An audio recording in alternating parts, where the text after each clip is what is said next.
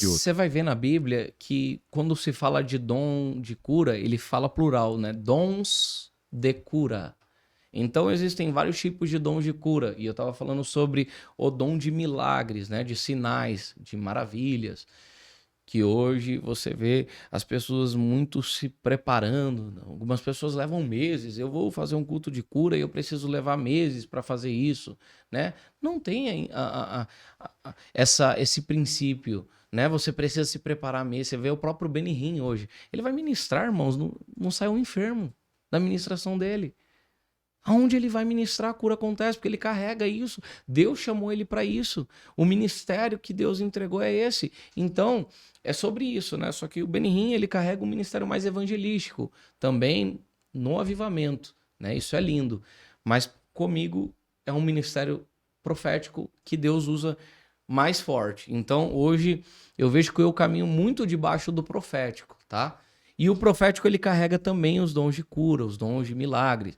E para você que deseja estar aprendendo mais sobre o ministério de curas, tá? Eu tenho muitas chaves para ser liberada, mas uma principal hoje, sabe qual que é? É que muitas pessoas elas vão pro culto, mas elas não conseguem entender que Deus é maior que o erro que ela tá vivendo, ou que a pressão que ela tá vivendo. Aí culpa a Deus, fica birrado com Deus, e no lugar dela ter intenção para querer ser curada, o terreno dela fica totalmente despreparado. O que acontece? Por que não acontece? Porque literalmente ela não consegue entender que Deus é maior que o problema que ela está vivendo. Aí ela se frustra, aí se birra, aí, sabe, o coração fecha. Deixa eu te dizer uma coisa que é muito crucial para esse tempo. Volta a se derreter de novo. Essa lágrima, esse choro que está aí, esgotado, precisa sair para fora. Ah, mas eu sou homem, eu não choro mais na presença de Deus. Eu sou mulher, eu sou. Hoje Deus já me usa, eu não preciso chorar na presença de Deus. Hoje nós vemos muitos ministros esgotados, né? E é como eu explico nas ministrações por onde a gente passa. Deus, ele entra em lugares da nossa vida, ele sonda onde a gente não conhece, pastor Ariston. E algo muito crucial é que às vezes a gente leva pessoas dentro da nossa casa, leva ela em cômodos, quarto, sala, cozinha. Fala, olha, conhece a minha casa, olha que legal onde eu moro e tal. Mas tem um lugar que elas não levam essas pessoas. No quarto da bagunça. No quartinho da bagunça você não abre para Jesus entrar. E é nesse quartinho que o Senhor Jesus ele quer entrar e ele quer fazer morada.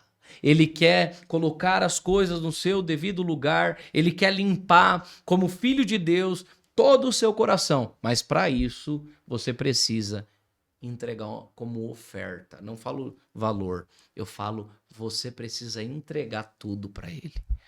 Há muitos ministros que estão nos assistindo agora que estão esgotados espiritualmente, não conseguem levantar da cama, sabe? O dia é pesado, estão vivendo um tempo de esgotamento. E Deus quer entrar hoje nesse quartinho da bagunça para revigorar você, para te tornar forte como a águia. Você vai voar, não vai se cansar, você vai correr e não vai se fadigar. É esse o tempo. Pois os que esperam no Senhor, eles renovarão as suas forças, subirão como águia, tá?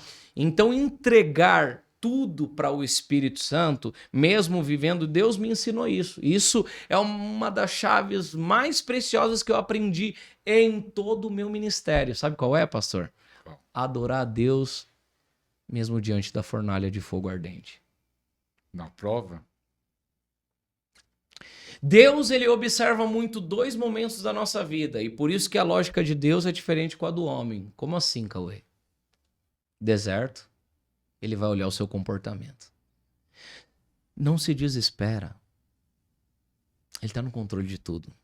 Começa a observar e ser grato nos mínimos detalhes da sua vida.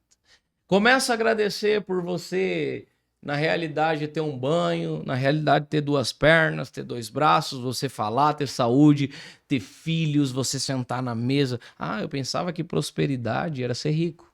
Prosperidade é a falta da necessidade.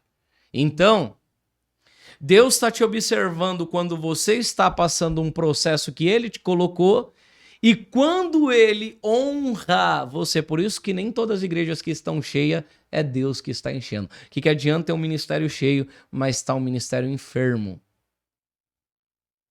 Observa isso.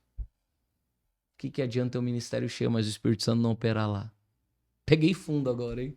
O que adianta ter um ministério cheio, mas as palavras persuasivas e o poder de Deus não flui? Como em Atos 2, o Shavuot, o Pentecoste, a festa da colheita, o Kavod, o peso da glória de Deus. Por que hoje eu falo que a lógica de Deus é diferente com a do homem? Porque quando Deus está te dando, não é que ele está se agradando do que você está fazendo. Quando Deus está te dando, é que ele está te observando para ver até onde vai o seu caráter. Então, se hoje Deus está te dando, busca mais. E hoje você está vivendo um processo. Deus me ensinou isso. E eu lembro de algo muito profundo que eu vivenciei lá no começo do meu ministério. Eu lembro que eu ia ministrar, eu não tinha dinheiro para nada. Tava vivendo a pindaíba, sabe? E o meu gás acabou. E eu comecei a perguntar para Deus, falar, Deus, o que está acontecendo? Por que isso está acontecendo na minha vida?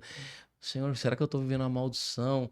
E essa prova, eu tenho 2 filhos, e por que eu estou vivendo isso? E Deus falou para mim assim, você não é profeta? Talvez hoje você está vivendo a maior frustração na sua vida, o maior problema. E você não está entendendo que isso é o gatilho para Deus te tornar quem Ele te chamou para ser. Olha essa chave. Olha essa chave. Deserto, vale, tempestade. São ventos que o próprio Deus... Talvez nem foi Ele que criou. Mas se foi Ele que criou e está te treinando... Naquele dia eu abracei o gás, orei no gás. Coisa de doido que eu tô falando aqui. E o que aconteceu? O gás voltou a funcionar. Durou mais 3 meses para a glória de Deus. Então, querido, deixa eu te dizer uma coisa. Quem te levantou não foi o dinheiro, foi Deus. E Deus, ele é dono do ouro e da prata. E se Deus é dono do ouro e da prata, ele tem a autoridade de trazer para você toda a provisão que você precisa. Vai vir do leste, norte, sul... Qualquer lugar vai vir a provisão, vai soprar dos 4 cantos. Não se preocupe. Quem te levantou não foi o homem, foi Deus. Quantos queriam parar o meu ministério? Quantos ministros? Quantas pessoas que acompanharam minha libertação e que hoje estão vendo o que Deus está fazendo? Então, deixa eu te dizer uma coisa. Existe uma diferença, pastor Ariston, entre a vinha e a figueira. É que a vinha, quando o vento bate forte, ela quebra. A figueira, ela balança, mas suporta qualquer vento, não quebra.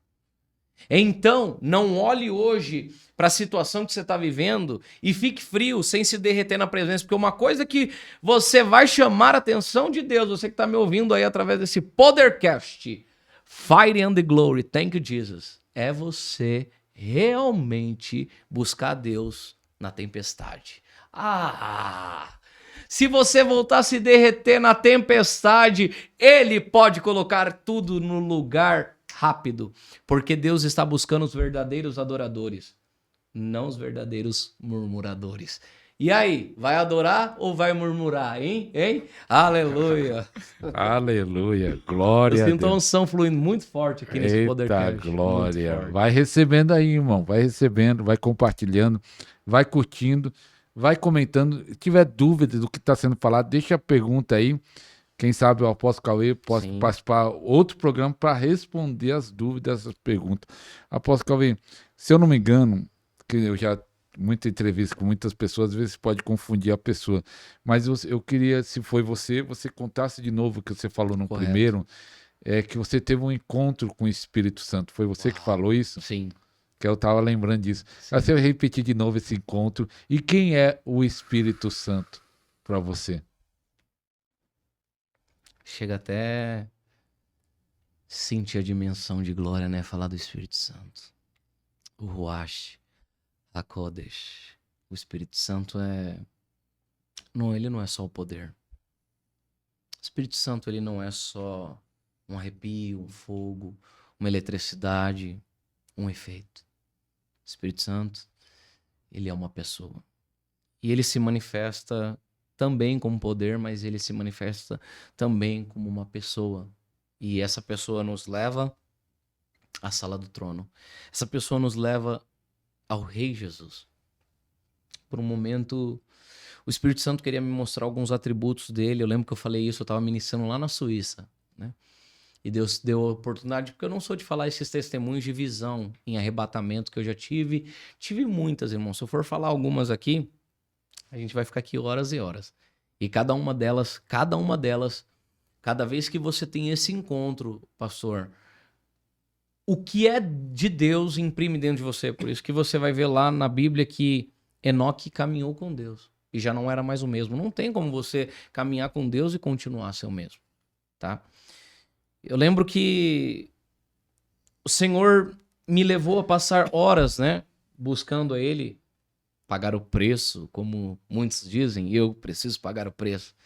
Hoje eu aprendi que estar com Deus não é pagar um preço, é um privilégio. Pagar um preço é algo muito além do que a gente entende. E um dia eu creio que Deus vai deixar a gente ter essa oportunidade de falar sobre isso, tá? E eu passava horas dentro do meu quarto, 10, 8, 9, porque eu queria aprender a me relacionar com Deus. A gente tinha uma tenda no monte. Cara, eu vi pegar fogo na lona da tenda. O meu ministério começou no monte. Toda semana a gente tinha um povo sedento que ia pra tenda e a gente passava madrugada na tenda orando em línguas. Deus dava línguas em japonês, em hebraico, em aramaico, italiano, francês, descia variedades de língua, a gente passava a noite inteira e saía de lá, aleluia, cheio da glória do Pai. Tudo isso começou naquela tenda, no monte. E a abertura foi se aumentando, o cognitivo espiritual foi aumentando. E por um dia eu entrei no meu quarto em oração, o Espírito Santo entrou dentro do quarto e sentou do meu lado direito. Eu lembro que eu estava na cama em um mover, em uma atmosfera muito gloriosa que entrou dentro do meu quarto, que eu lembro como se fosse hoje. E o Espírito Santo falou assim para mim: filho, me dá um abraço. E eu sem saber o que fazer, ouvindo o Espírito Santo do meu lado, e eu sabia que ele estava do meu lado direito, falando comigo, como se a gente estivesse aqui no podcast, era muito mais real que a minha voz.